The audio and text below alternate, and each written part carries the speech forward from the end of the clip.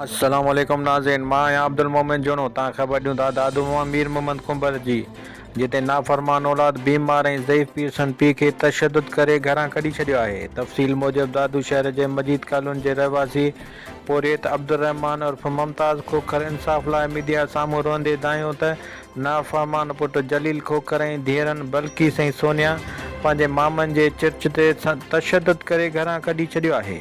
शदीद सर्दीअ में बीमारी जी हालत में केॾांहुं वञा, पुलिस त स्टेशन वियसि पर कंहिं क़िस्म जी का बि मदद न मिली।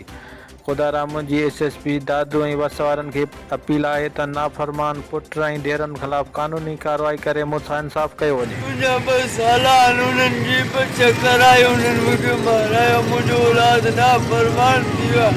ख़ुदा रसूल जे वास्ते मां सभिनी खे वस वारनि खे अपील थो कयां, महिरबानी करे मुंहिंजी मदद कयो। मुंहिंजो औलाद मूंसां विढ़े थो, मां बीमार आहियां,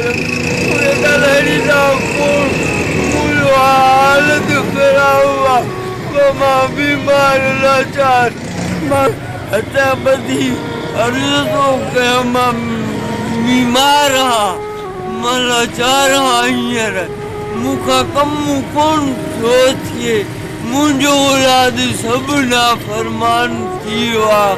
मुंहिंजो सभिनी वस वारनि खे, ख़ासि तौर ते दादू जे SSP अब्दुल ख़ालिक खे मां हथ ॿधी अर्ज़ु थो कयां, महिरबानी करे ख़ुदा रसूल जे वास्ते, मां अञा हिते ई वेठो आहियां, मां कोन उथंदुसि, जेसीं ताईं मूंसां इंसाफ़ न थींदो मां कोन उथंदुसि।